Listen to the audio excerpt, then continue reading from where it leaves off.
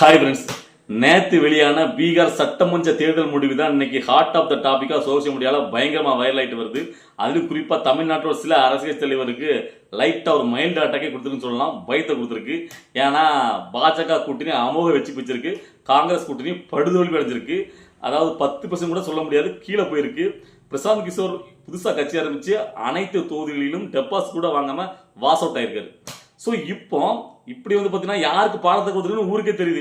இந்த தோல்வி வந்து பார்த்தீங்கன்னா திமுக கூட்டணிகள் தான் ஒரு பாடத்தை கொடுத்துருக்கு அப்படிங்கிறது எல்லா மக்களுக்கும் தெரியுது. ஆனால் இதை அப்படியே திமுக கூட்டணி அல்ல கைக்கலாம், அது விஜய்க்கு எதிராக ஒரு கம்பு சுற்றுறானுங்க.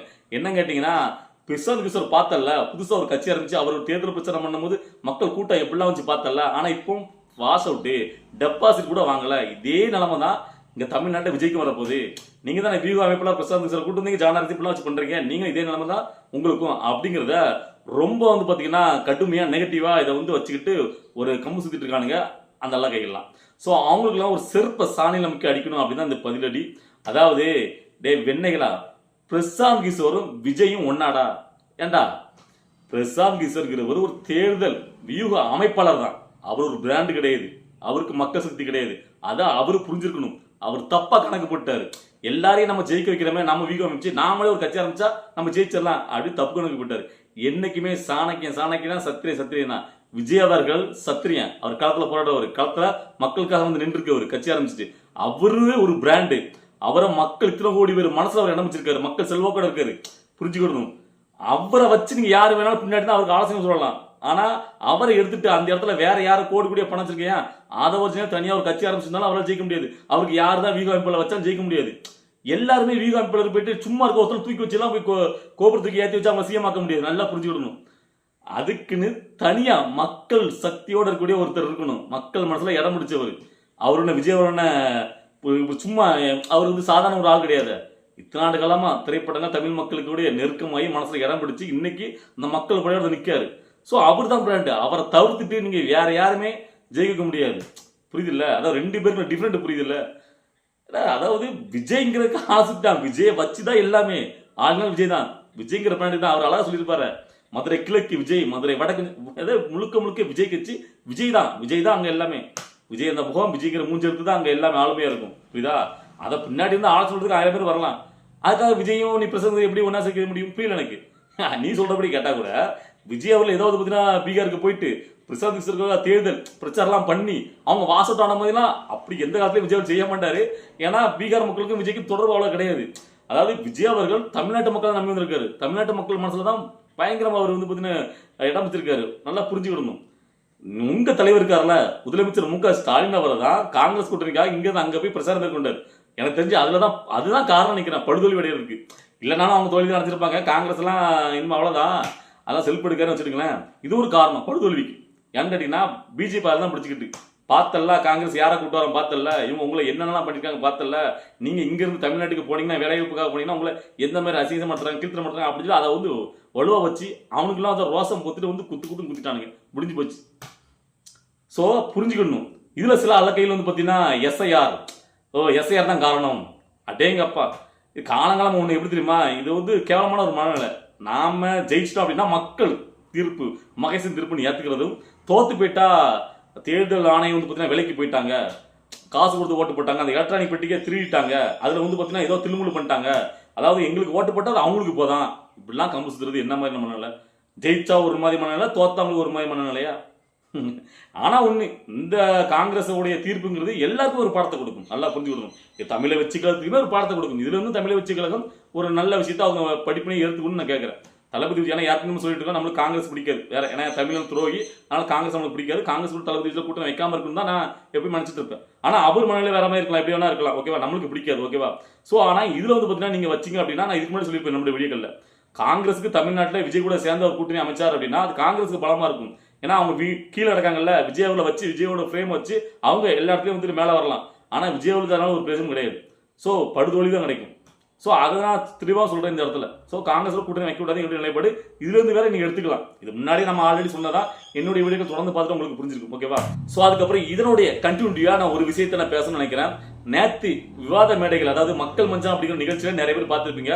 தமிழை வச்சுக்கிறதுக்கு சார்பாக பார்த்தீங்கன்னா லைலா மணி, திமுக சார்பாக தமிழன பிரசன்னா, நான் தமிழக சார்பாக இடுமனம் கார்த்திக், ஸோ அதுக்கப்புறம் இன்னொருத்தர், ஸோ இப்படி 4 பேர் சேர்ந்து ஒரு விவாத மேடையில் அதில் வந்து பார்த்தீங்கன்னா சரியா ஒரு கிடுக்குப்பிடி கேள்விகள் லைலா மணி வந்துன்னா சரியாவே பேசினாரு. நீங்க எல்லாரும் பார்த்துருப்பீங்க, ரசிச்சு பார்த்துருப்பீங்க. ஏன்னு கேட்டீங்கன்னா தமிழன் பிரசன்னா நீங்க தான் பிஜேபியோட பி டீம் சொல்ல போக லைலா மணிக்கு அதில் பதிலடியா பார்த்தீங்கன்னா யார் பி டிவி, நீங்க தான் காலகாலமா பிஜேபியில் கூட்டி வச்சிருக்கீங்க.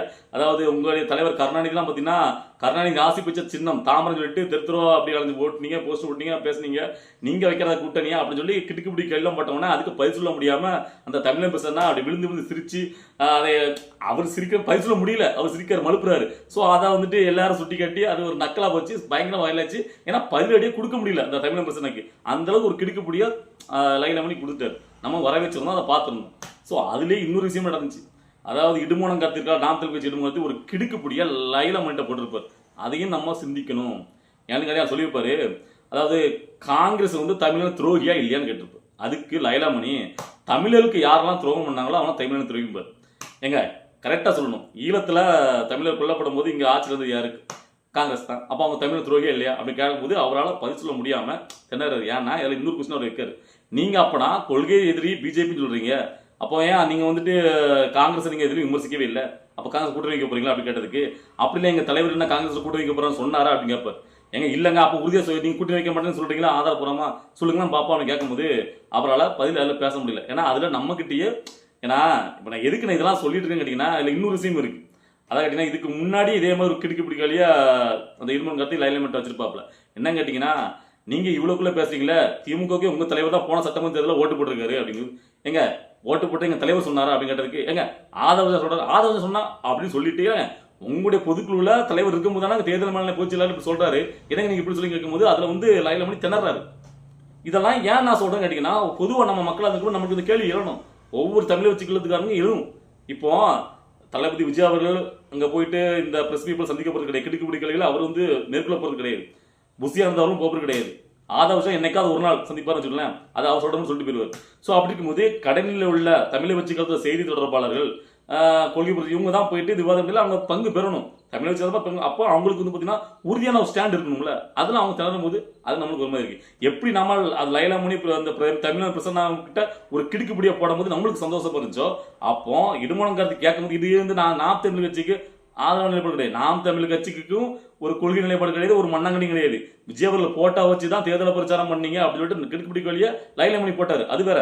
ஆனா இந்த இரண்டு விஷயங்களும் தமிழை வச்சுக்கிறது இதாக வரும்போது அது வந்து பாத்தீங்கன்னா நம்மளுக்கே ஒரு மாதிரி இருக்கு, அது அவர் திணறும் போது நம்மளுக்கு ஒரு மாதிரி இருக்கு. ஸோ தலைமை ஒரு தெளிவாக வந்து பயணிக்கணும், என்ன இதுக்கு ஆதரவுச்சுன்னா அந்த மாதிரில அப்படி ஒரு பாயிண்ட பேசணும். அப்போ இதே மாதிரி வருங்காலத்துல இந்த மாதிரி இருக்கக்கூடாது, அவங்கள்ட்ட ஒரு தெளிவான இது இருக்கணும், அந்த பதிலுக்கு சராமரியா பயிர் சொல்ற மாதிரி ஒரு தெளிவான ஒரு நோக்கு ஒரு இதோட பயணிக்கணும் அப்படின்னு நான் கேட்டுக்கிறேன்.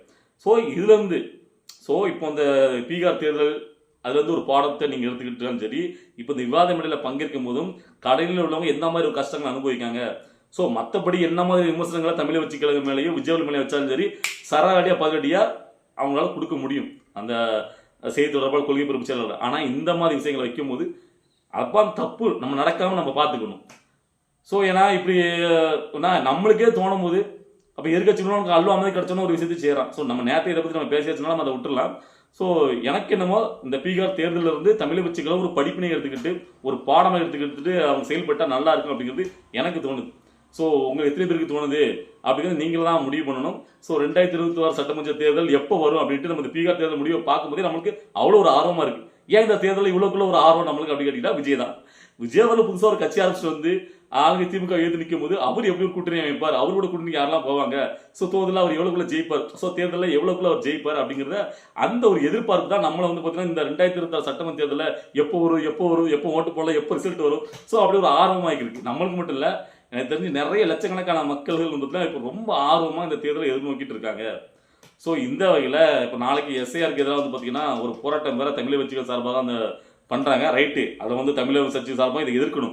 ஒரு அது வந்து குளிர்பிடியில் இருக்கு, இவ்வளோ அவசரமாக எஸ்ஐஆர் பண்ண வேண்டிய அவசியம் என்ன வந்திருக்கு, அப்படி பண்ணுறதா இருந்தால் நீங்கள் வந்து ஒரு வருஷம் முன்னாடி இதை ஆரம்பிச்சிருக்கணும், அது ஒரு நிலைப்பாடு. ஆனால் அந்த எஸ்ஐஆர் காலங்களாம் பண்ணுற விஷயம் தான். ஆனால் இவ்வளோ சீக்கிரமாக பண்ணுறதுனால சரியான முறையில் இப்போ புதுசாக வாக்காளர்கள் வந்து பார்த்தீங்கன்னா அவங்க வந்து இந்த ஏன்னா புதிய வாக்காளர் தான் தளபதி விஜய்களுக்கு இது அதிக அமோகமாக ஓட்டப்படக்கூடியவங்க. ஸோ அவங்களுக்கு வந்து இது சில சிக்கல்லாம் வருதுங்கிறதுனால இதில் வந்து சில கேள்விகளை கேட்டு தமிழ் வச்சு சிறப்பாக போட்டு தராங்க, அதெல்லாம் ரைட்டு, போட்டெல்லாம் பண்ணுங்க.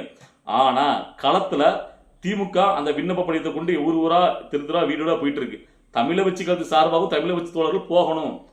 எஸ்ஆர் படிவத்தில் அவங்க வாங்கிட்டாங்களா, சரியா விண்ணப்ப படிவத்தில் பூர்த்தி பண்ணிட்டாங்களா அப்படிங்கிற தெளிவோட நீங்களும் போகணும்.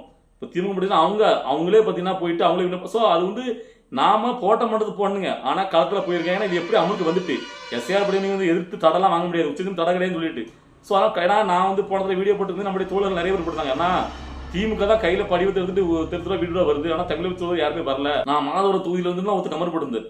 சோ இதை ஏன் சொல்றேன், இந்த வீடியோ வாயிலாக பார்க்கக்கூடிய தமிழ் வச்சுக்க தோழர்கள் தளபதி விஜய் அவர்கள் 2024 ஜெயிக்கணும், ஆட்சி அமைக்கணும்னு நினைச்சீங்கன்னா முதல்ல நீங்க வந்து ஓட்டு போட்டு ஜெயிக்க வச்சிருக்கீங்க. ஓட்டு போடுறது நீங்க உள்ள போகணும்ல. அப்போ அந்த ஓட்டு போடுறதுக்கு உண்டான தகுதி உங்களுக்கு வேணும்னா உங்களுக்கு வாக்காளர் அடையாளம் வேணும். அந்த ஓட்டு போடுற ஸ்லிப் ஒன்று வரும், அதை தேர்தல் அந்த ஸ்லிப்ல உங்க பேர் இருக்கணும். அப்பதான் உங்களை ஓட்டு போட விடுவான். ஸோ அதனால தெளிவாக சொல்றேன், இந்த எஸ்ஆரை நீங்க வந்து அலட்சியம் நினைக்காதீங்க. எல்லாருமே கவனமா வாங்கியா போங்க. கட்சியில் உள்ளவங்க அவங்கவுங்க ஏரியாவில் போய்கிட்டு வந்திருக்கா விண்ணப்பம் அப்படிங்கிறத பார்த்து அவங்க பூர்த்தி செய்ய. சில பேர்லாம் பார்த்தீங்கன்னா படிப்பறிவு இல்லாதவங்க நிறைய பேர் இருப்பாங்க, அதை எப்படி பூர்த்தி செய்யறது தெரியாது. தவறுதலா பூர்த்தி செஞ்சா கேன்சல் ஆயிரும். விஜய் கூட ஓட்டு தான் எல்லாமே, விஜய் கூட ஓட்டு தான் போயிடும். ஒவ்வொரு ஓட்டும் கவனம். ஸோ அதான் இந்த இடத்த சொல்ல நினைக்கிறேன். ஸோ இதை பார்த்து தெளிவோட பயணிப்போம் வச்சு நமக்கு. ஸோ கப்பு முக்கியம் பிகில அப்படிங்கிற மாதிரி ஒவ்வொரு ஓட்டும் முக்கியம். ஸோ இந்த மாதிரி நம்ம அடுத்த வீடியோக்களை பார்க்கலாம். இந்த வீடியோ பார்க்கும்போது உங்களுக்கு என்ன வச்சுக்கிறத கமெண்ட்ல பதிவு பண்ணுங்க. பாய்.